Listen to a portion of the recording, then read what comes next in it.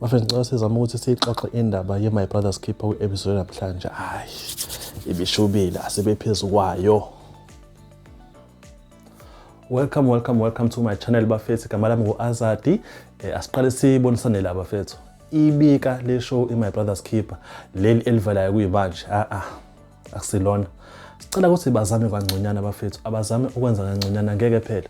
Uyithi qala nento kuvela amadoda amane nje ebhizi eqomisa amakhanda kanje maselokhu ephakamisa kancane.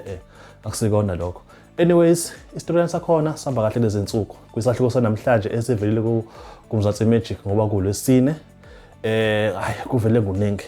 Into eqalile nje kuqale umfana lo unqubeko ekhuluma noyise lapha ezama phela ukumconvince ukuthi ngikhulumile naye ufakazile ngimtshela ba business usiliyawa kanje only for him unqubeko to learn ukuthi kahle yonke lento ayizolo ukuthi ibusiness liyawa bekuyini iplan yakho baba wakhe yayizwa lonto leyo.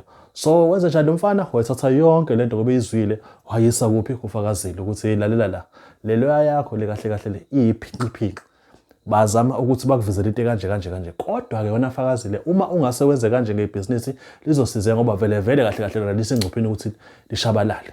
Yayibona bafethu lento le ithanda ukuba nzima and the most qhubeka storyline the more yonke lento iba complicated.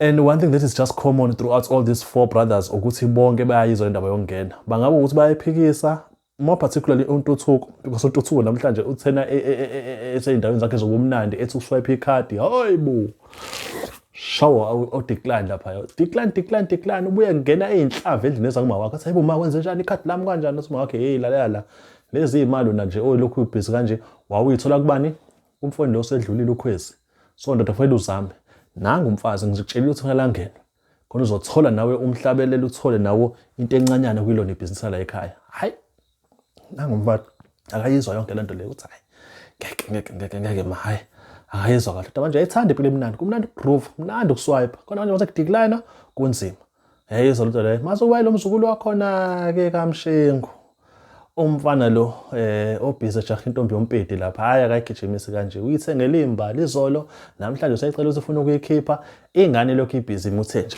ban it's the ban.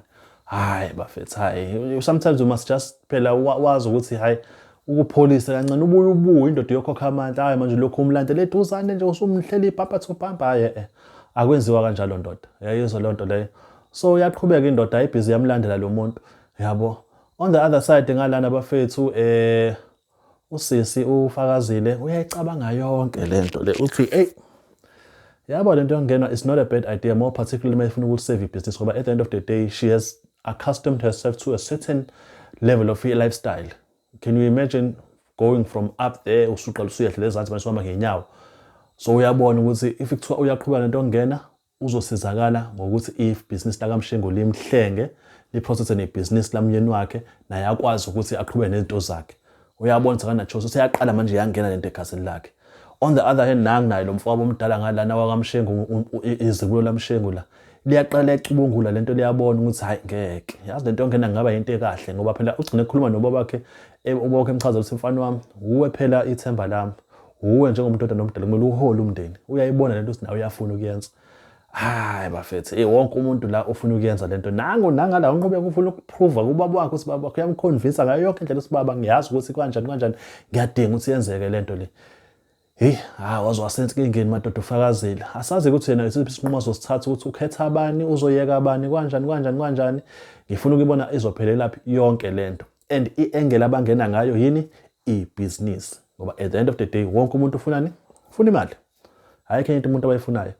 Hayi isona ke episode namhlanje edlalile lena kuyi My Brother's Keeper bafethu. Please before I forget ngicela ningakhohlwa to subscribe, press the like button and the bell button ngaso sonke isikhathi khona nizokwazi ukuthola ama notifications whenever I drop these videos bafethu. We'll see each other again next time to discuss another trending show ekhona because My Brother's Keeper it's just a newest freshest and trending show ekhona right now. Okay, peace.